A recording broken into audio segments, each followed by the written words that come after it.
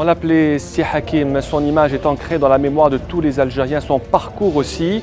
Nous reviendrons ce soir sur les 60 ans de la mort de l'Arbi Ben Mhidi. Nous reviendrons aussi sur son parcours, sur son engagement, sur sa vie, sur sa formation, mais surtout sur l'idée qu'il se faisait de la révolution du 1er novembre et surtout de la nation algérienne. Place au débat.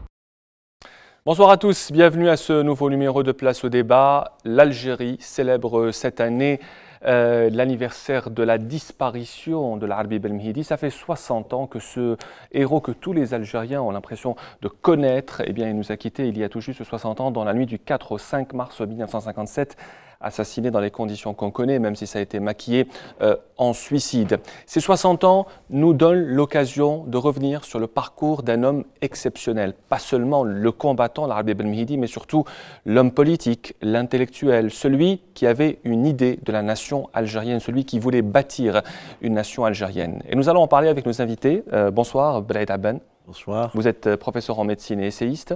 Avec nous également Mohamed Bouhamidi, vous êtes professeur de philosophie, chroniqueur, par accident, c'est vous qui le dites.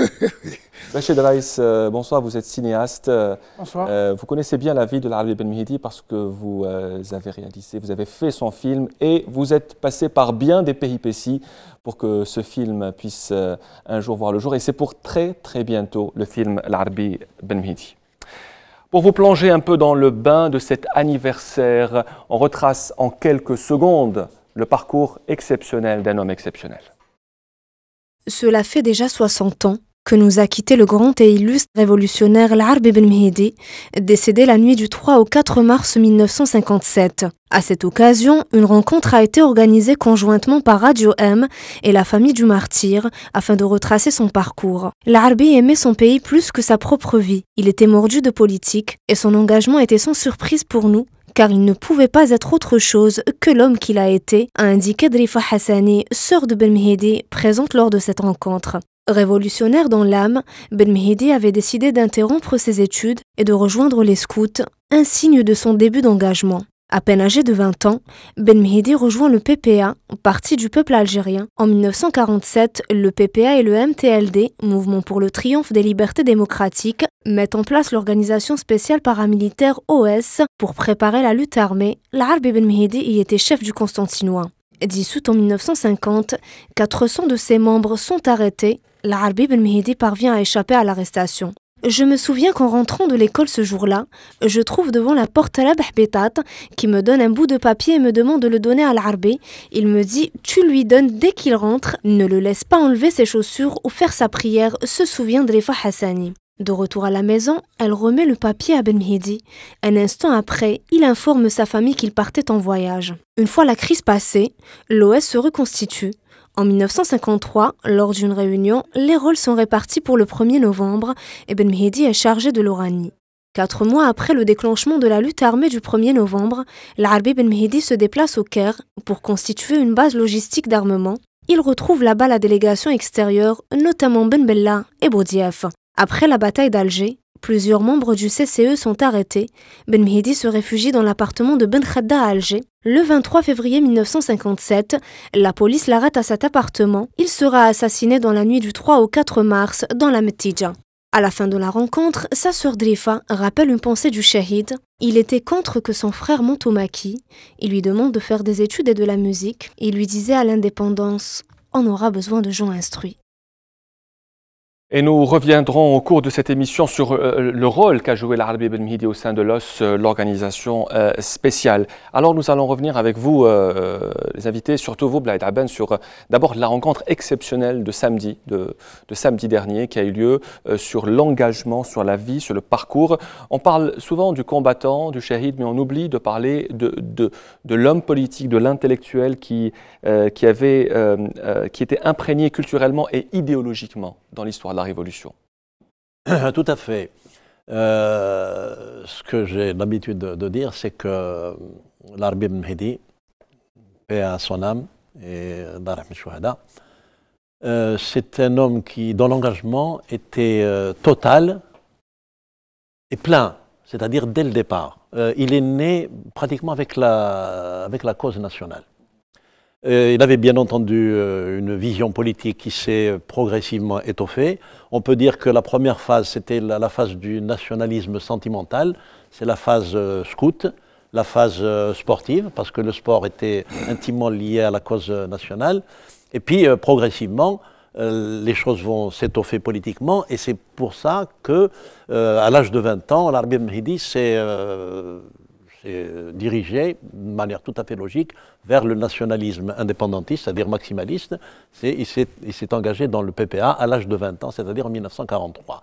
Et sa vision politique va progressivement s'étoffer, bien entendu. Mohamed Mohamedi, c'était un homme politique avant tout, l'Arbi Benmehidi, comme d'ailleurs Didouche Morad, qui était un homme politique. Non seulement il a été un homme politique, mais au regard de ce que la philosophie européenne pensait de l'homme, ça a été une totalité comme homme. Qu'est-ce qu'ils disent les philosophes européens? Que l'homme est aliéné quand il est divisé. Il est d'une part ou un intellectuel, ou un manuel, ou un sportif. On remarque chez Benmehidi qu'il est tout ça. Il est un sportif, un homme de théâtre, un artiste, un intellectuel, mais surtout un organisateur. Il n'y a pas dans le mouvement national un autre militant qui unisse tous ces aspects-là. Vous avez eu l'occasion, pendant toutes ces années de recherche concernant le film, de vous en rendre compte de ce parcours politique, l'Arbi Benmehidi, qui regardait à long terme une nation algérienne bien avant l'indépendance, Bachid Raïs? Oui, le parcours de Benmehidi, c'est un parcours exceptionnel. C'est le parcours d'un homme politique universel. Donc Benmehidi, c'est un homme, c'est un intellectuel. C'est un homme de théâtre, comme il a dit. Quand il était au PPA, il a très vite compris que pour se rapprocher de la masse populaire, il y avait le sport, il était footballeur, et le théâtre. Ils ont adapté une pièce de théâtre.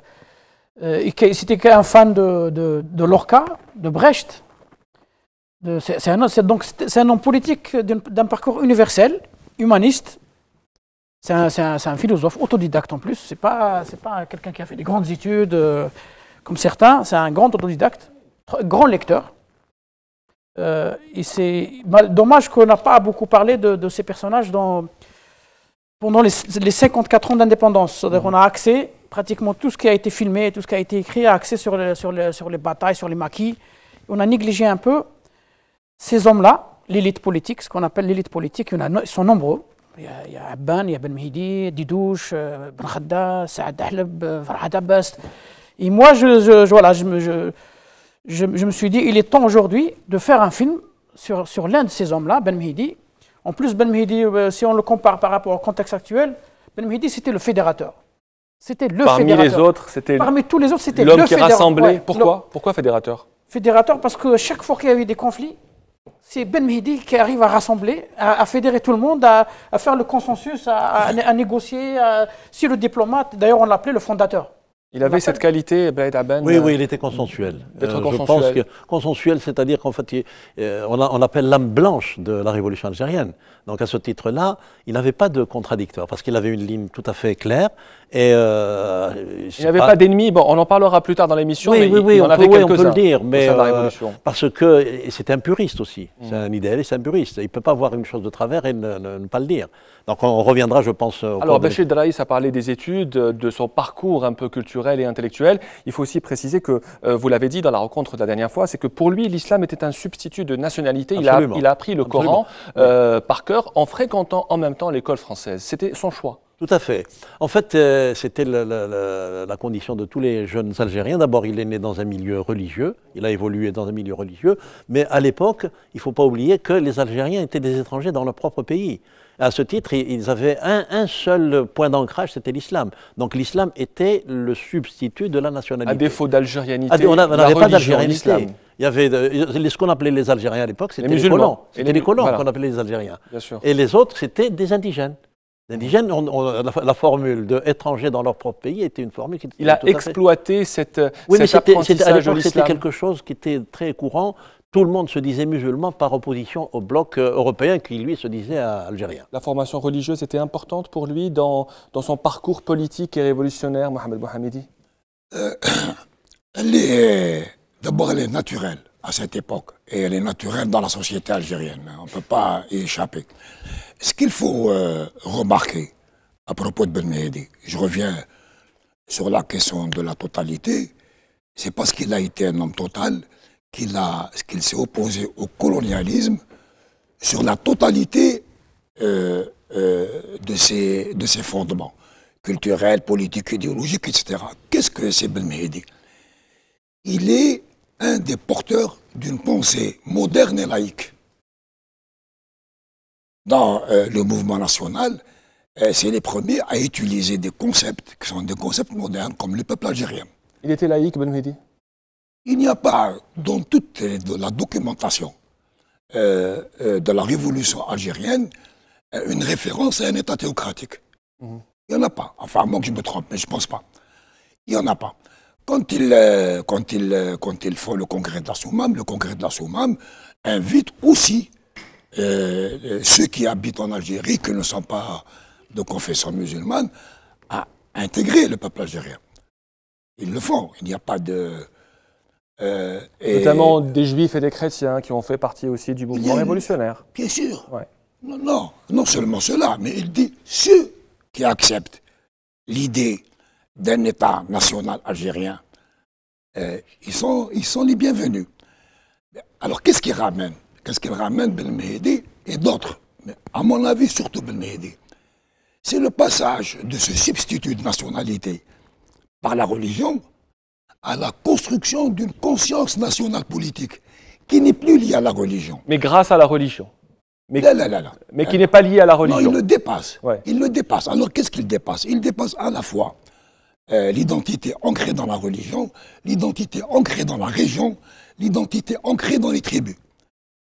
C'est un travail absolument considérable.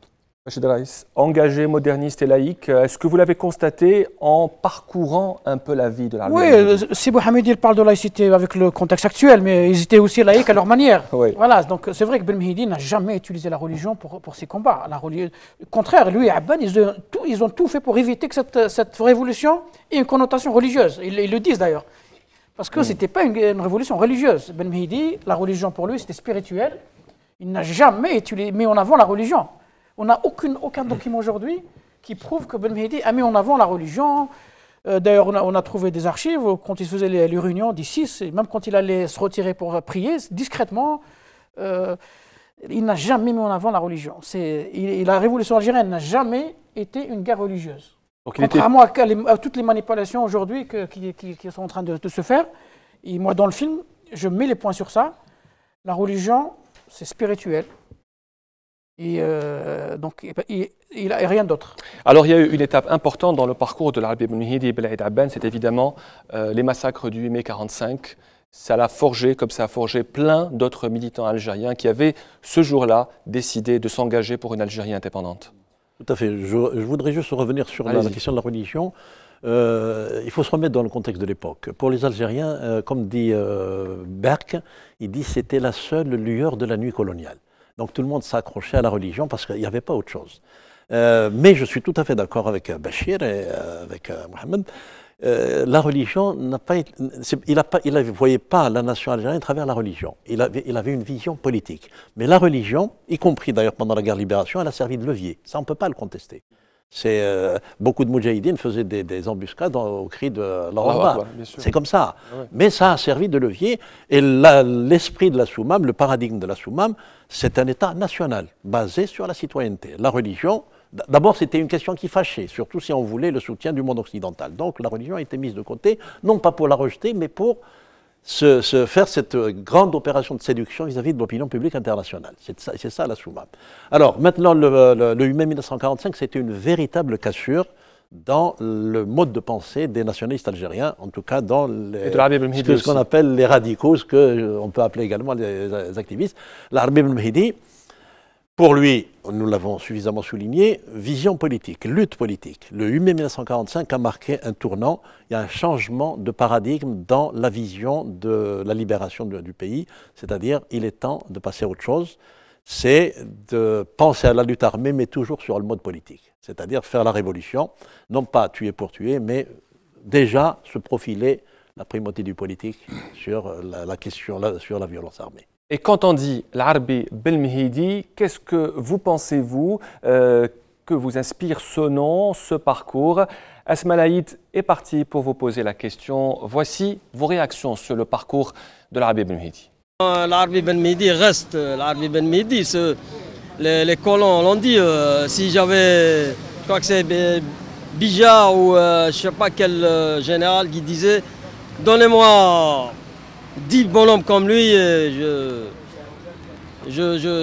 coloniserai l'Afrique. Grand révolutionnaire, un type qui a participé à la guerre d'Algérie. Maintenant qu'on a érigé une stèle à sa mémoire, ils auraient dû faire ça belle lurette. Et on ne sait pas, il est mort dans des circonstances que personne ne peut oublier, on ne sait pas qu'est-ce qui s'est passé.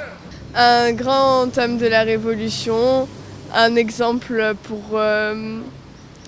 pour tout le monde, quelqu'un qui a su ne pas céder à la torture, quelque chose que très peu de personnes auraient pu faire. L'Arbi Belmhidi, c'est la liberté, la résistance et le courage. Phrase légendaire à l'Arbi Belmhidi, c'était jeter la révolution dans la rue et le peuple s'accapara.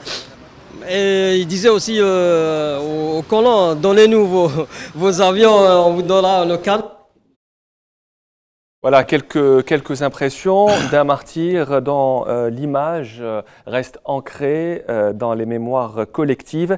Il y a aussi donc cette cassure du 8 mai 1945 qui a mené à son engagement, notamment à son engagement au sein de l'OS. Il faisait partie, comme le dit Bouhamidi, des radicaux, l'Arbi Belmhidi. Est-ce que vous le pensez? Oui, Belmhidi, de toute façon, dès qu'il s'est engagé dans la lutte, dans le militantisme, il avait déjà son projet d'indépendance. Il était radical. Pour lui, il ne croyait à plus rien. Il croyait qu'à l'indépendance. Dès le départ, il a compris que l'indépendance ne peut s'acquérir que par les armes. Ça, c'est la pensée de Belmhidi. C'est un radical.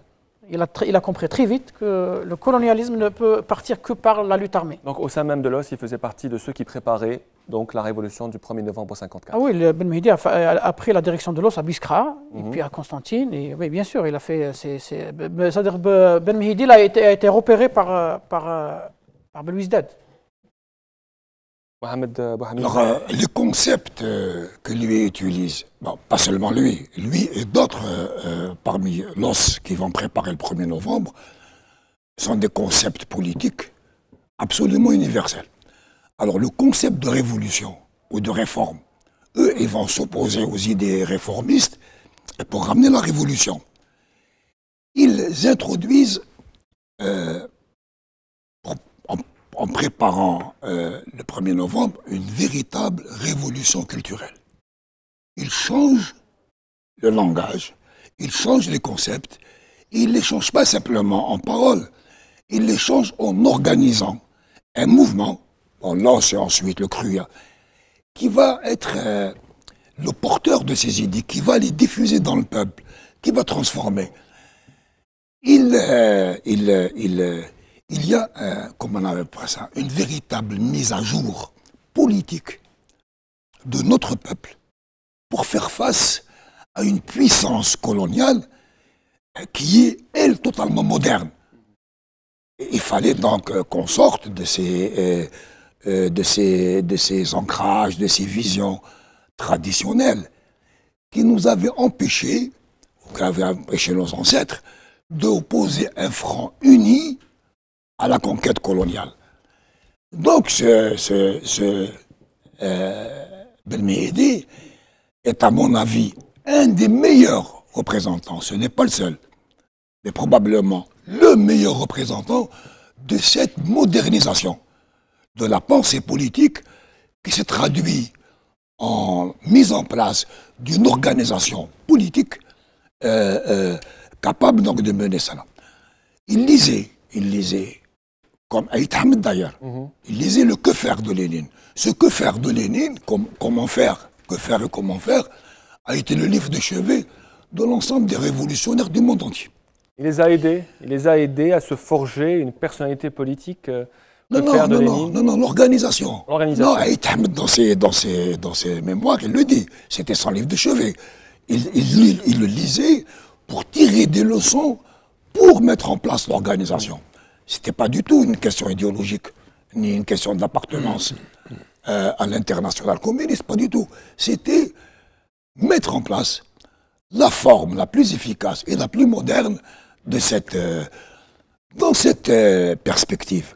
Oui. Le souci, pardon, un dernier mot, le souci majeur d'un dirigeant de ce genre, c'est d'amener les gens, en dépit de leurs différences, vers un consensus et vers une convergence. Donc on peut dire que c'est l'homme des synergies. Alors, il y a eu... Pour ajouter aussi, c'était Ben Mehdi, il avait beaucoup travaillé sur l'Irlande. D'ailleurs, sur le cas irlandais, sur le conflit irlandais. Oui, sur le conflit irlandais. Donc, il y avait un livre qui s'appelle Où va l'Irlande? L'un des livres de chevet aussi de Ben Mehdi, Où va l'Irlande? Il s'est beaucoup inspiré de ce qui se passait en Irlande. Sur la guerre entre catholiques et protestants notamment. Alors il y a eu la cassure du mai 45, il y a eu une autre étape, c'était évidemment celle du 1er novembre 54. Il a participé au déclenchement de la révolution. De quelle manière? Il faisait quoi le 1er novembre? Il était où? Quel était, selon vous, son sentiment avant, pendant et après le déclenchement? Oui, je reviens à l'étape haussienne, c'est-à-dire à la fondation de l'OS. L'OS, si vous voulez, il faut remettre les choses aussi dans le contexte de l'époque. Le MTLD, quand il a été créé en 1946, c'était pour revenir à l'électoralisme, après le 8 mai 1945. Passer par les urnes. Parce qu'il y avait des pressions internationales, notamment dans le monde arabe, Shakib Arslan, etc. Ils ont exercé en quelque sorte une influence sur Msali pour qu'on revienne à l'électoralisme. Il fallait faire connaître l'Algérie. Et de l'autre côté, il y a ce qu'on appelle les radicaux, les activistes. Eux, après le 8 mai 1945, ils ont dit c'est fini, on ne veut plus d'élections. Ce que nous voulons maintenant, c'est des armes. On va lutter. Mais l'idée de lutte armée, elle va cheminer, elle va faire son chemin. Donc, l'eau de consolation, Msali, il accepte que l'on crée une organisation paramilitaire pour commencer la préparation de la lutte armée. Mais la lutte armée, ce n'est pas quelque chose qui va venir comme ça, parce qu'il y avait un chef. Le chef, c'était Msali. Et tout le monde obéissait. Mais qui était contre la lutte armée, évidemment. Il n'était pas contre, mais il temporisait, parce qu'il était dans la vision politique. Il va se passer une chose, c'est qu'à partir du début des années 50, il va y avoir une crise très grave au sein du PPA-MTLD. C'est-à-dire entre ceux qui incarnaient une vision politique plutôt attentiste, c'est les centralistes, et ceux qui avaient, Msali, lui, qui avait aussi une vision attentiste, qui attendait, mais qui se complaisait quelque peu dans son rôle de chef inamovible. Et c'est comme ça que va naître ce qu'on appelle maintenant, si on revient à Lénine ou au marxisme, la synthèse, c'est-à-dire la naissance du CRUA avec Boudiaf, il faut remettre les choses en place.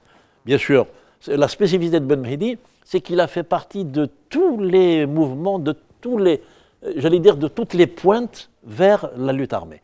Le CRUA, ensuite les 22, ensuite les 6 et novembre 54. Et en 57, il avait même proposé une grève de 30 jours. Ça, c'est en 57. Là, pourquoi il avait proposé 30 jours avant de revenir aux 8 jours? Parce que Ben Mehdi, il avait toujours une vision maximaliste. Dès le départ, il n'est pas allé à l'UDMA.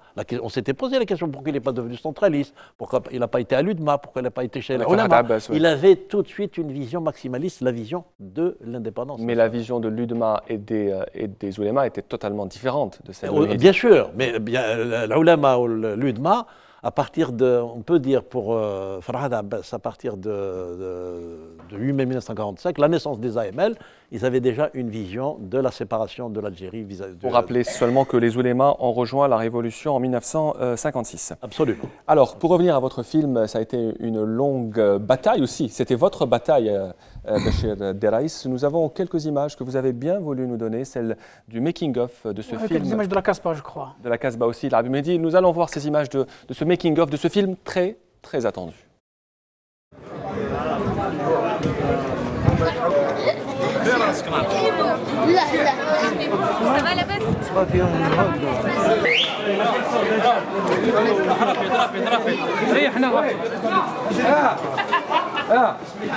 Action!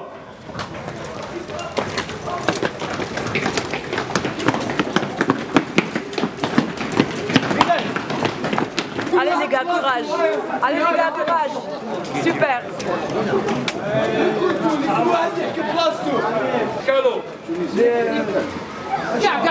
Prends les casques, prends les gars, attends le faisceau. Fais-la, très près des casques.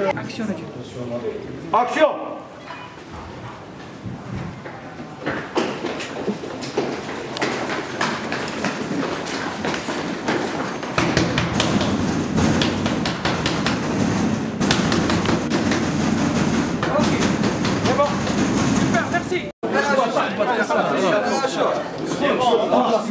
Action.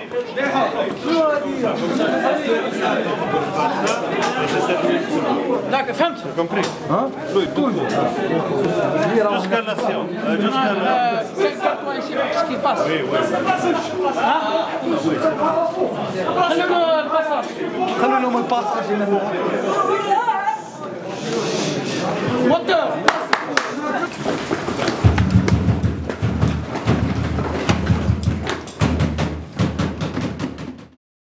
Voilà, un film que nous attendons avec impatience.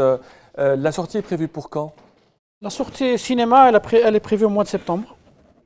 On va essayer de faire peut-être des avant-premières avant. Mais la sortie en France et en Algérie, en France et ailleurs, elle se fera en septembre. On connaît la nature du personnage, la personnalité de l'Arbi Benmehidi. En tant que réalisateur de ce film, vous avez eu à connaître encore plus sa vie. Est-ce que c'est un personnage fascinant, Benmehidi, et pourquoi, Bachir Raïs? C'est un personnage fascinant et complexe en même temps.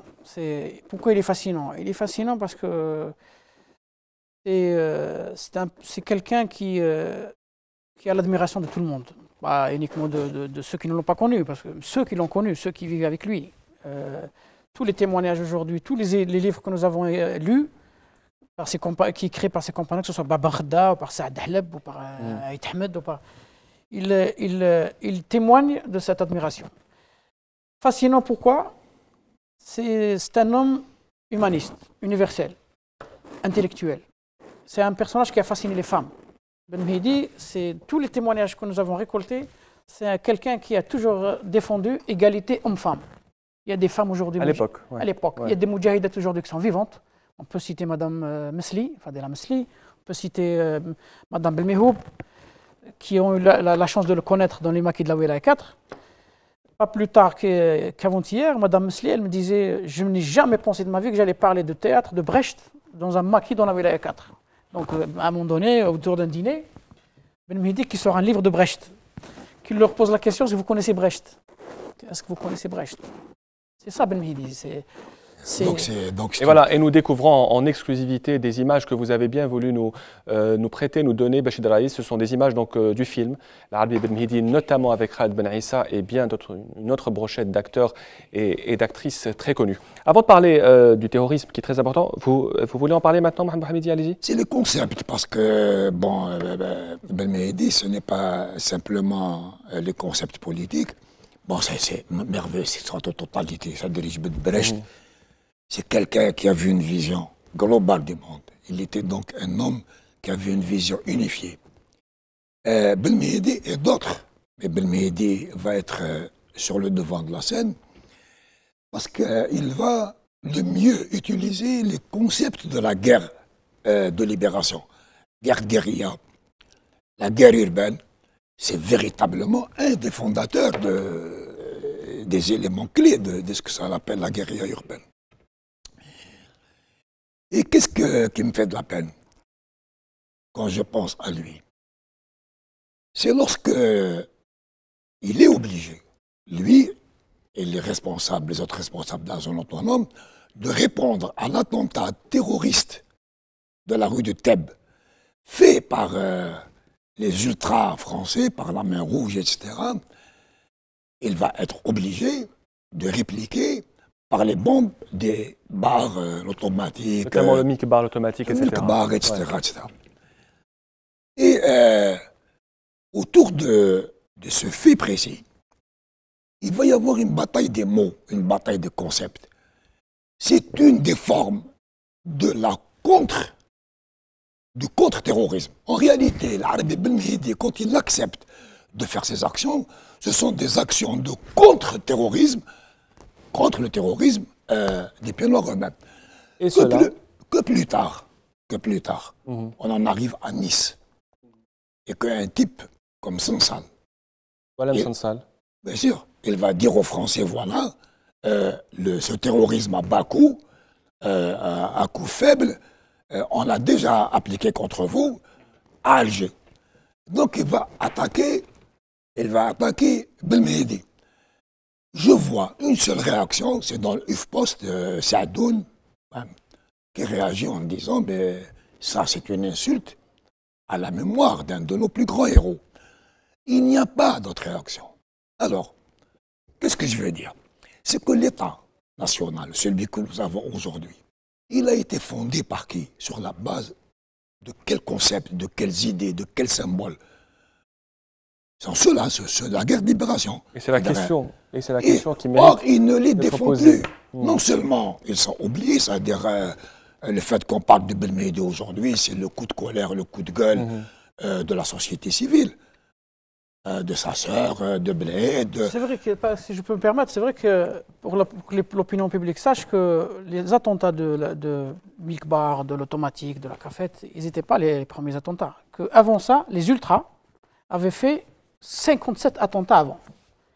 Les ultras, ils avaient repéré tous les lieux qui servaient de refuge, de soutien au FLN. Ils ont plastiqué 57 lieux. La rue de Teb, c'est le 57e attentat. Bled Aben, la cavale, évidemment, de l'Arbi Belmehdi et son arrestation. On pourrait passer des heures à en parler, mais samedi dernier, beaucoup de choses nouvelles ont été dites sur cette cavale et sur cette arrestation, et c'est important que les Algériens le sachent aujourd'hui. Juste, je reviens d'un mot sur le terrorisme. En fait, il y a deux formes de terrorisme. Ce qu'on appelle le terrorisme ciblé, c'est ce que le FLN a pratiqué, c'est de s'attaquer à tout homme qui était en âge de porter une arme en réponse aux guillotinés, aux nationalistes algériens guillotinés. C'est ce qu'on appelle l'application de la responsabilité collective version FLN, parce que l'armée coloniale pratiquait la responsabilité collective.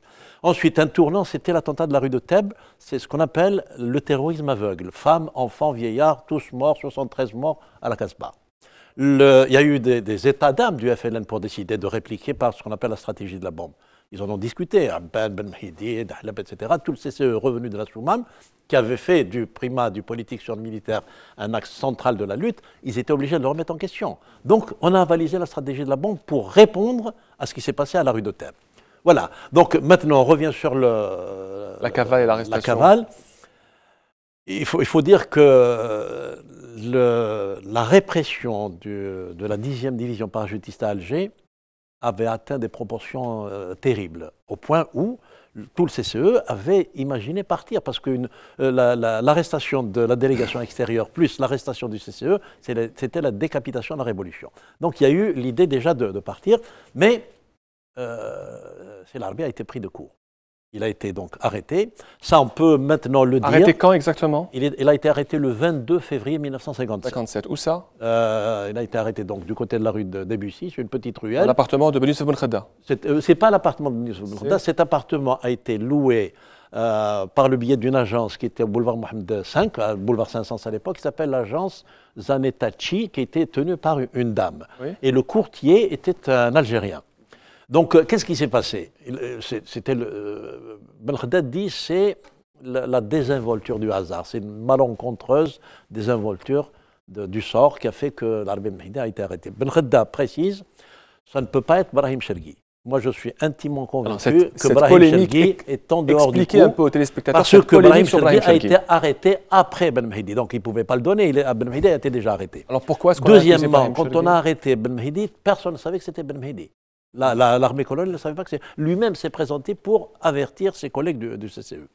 Qu'est-ce qui s'est passé? C'était les parachutistes qui enquêtaient sur tous les appartements loués en quartier européen par des Algériens, au nom d'Algériens. Ils ont fait systématiquement tous ces appartements-là. On pouvait les retrouver, ils ont été à l'agence, ils les ont retrouvés. Ben Khedda dit une chose, il dit personne ne savait que Belmehdi y était. Il a dit moi je le savais, mais moi je n'ai pas été arrêté. Vous voyez l'honnêteté de Ben Khedda. Il y avait quelqu'un d'autre qui le savait, il y avait l'agent qui savait qu'il y avait un appartement loué par Ben Khedda, mais il ne savait pas à qui il était destiné. Donc une chose est certaine, ce n'est pas Brahim Chergui, et moi je suis intimement convaincu que c'est l'effet du hasard. Et pourquoi est-ce que Brahim Chergui a été accusé? C'est une Il a question. été accusé parce qu'il il avait des relations un peu tendues avec Ben Mehdi déjà de l'époque Ossiane à Biskra. Alors c'était très facile de dire que c'était un peu un adversaire politique et que c'était lui qui pouvait le donner. Ça, je mettrai ma main au feu que Brahim Chergui est totalement innocent. C'est un héros national qui est blanc comme neige. Et si je ne me trompe pas, mais Belaïd peut me corriger, quand il l'arrête, l'officier parachutiste dit, il avoue plus tard, qu'il croyait avoir mis la main sur un homme ordinaire. Absolument. Il pensait avoir arrêté Ben Khadda. Même pas au départ. Ouais. Oui, revenons à Brahim Chergui. Moi, j'ai travaillé longuement avec Brahim Chergui. D'ailleurs, j'ai beaucoup d'images parce que je l'ai filmé pendant 4 heures. Brahim Chergui est innocent.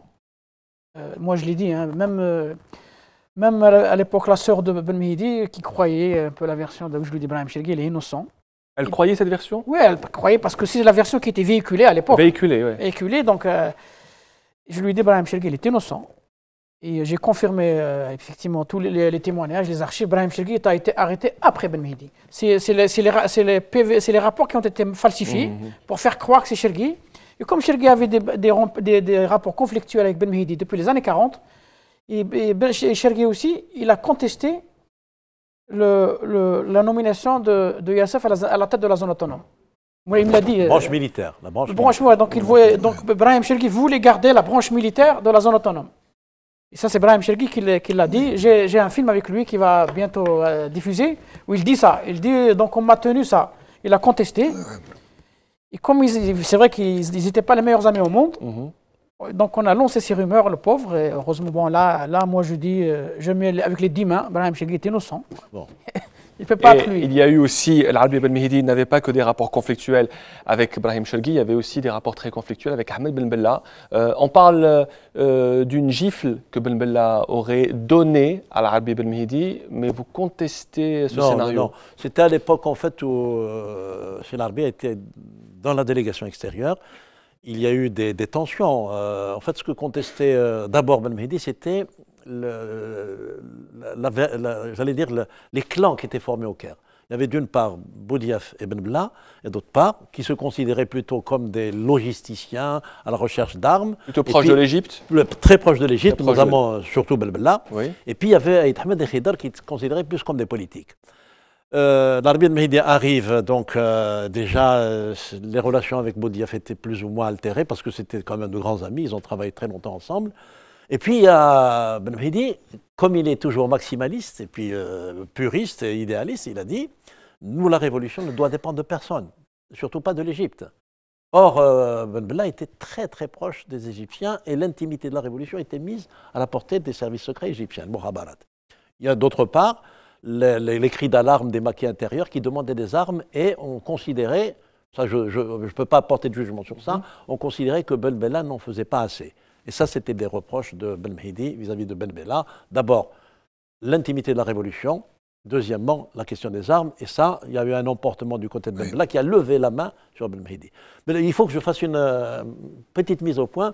Ben Mehdi, c'est quelqu'un qui a un immense courage, tant dans le langage, dans la pensée, que dans les actes. Donc, ce n'est pas quelqu'un qui peut s'en laisser compter. On ne peut pas lever la main sur Ben Mehdi, il a tout de suite contraire, on les a séparés, mais l'inimitié est restée. Et ce qui a marqué Ben Mehdi, ça c'est très important à dire, c'est qu'on n'a pas pris parti pour lui.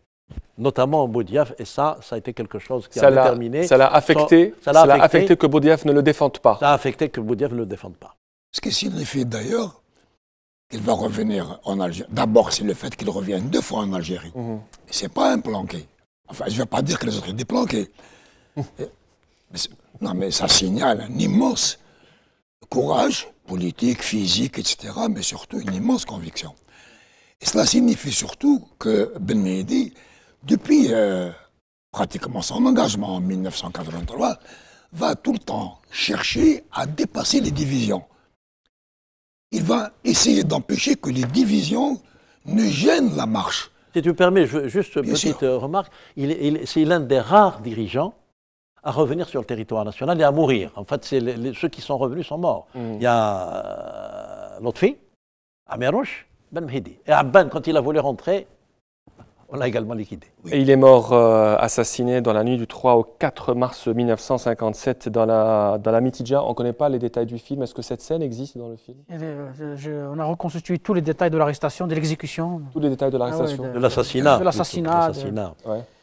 Si, on a retracé tout ça, c'est dans le film. D'accord. Merci beaucoup à vous tous d'être venus, d'avoir partagé avec nous ces souvenirs, cette mémoire exceptionnelle d'un homme exceptionnel, les 60 ans de la mort de l'Arbi Ben Mhidi. Merci à vous, Blaïd Aben, vous êtes professeur en médecine et essayiste. Merci Mohamed Bouhamidi, vous êtes professeur en philosophie et chroniqueur. Et à vous aussi, Bachir Raïs, vous êtes cinéaste, auteur du film l'Arbi Ben Mhidi. Merci pour les images que vous nous avez fournies.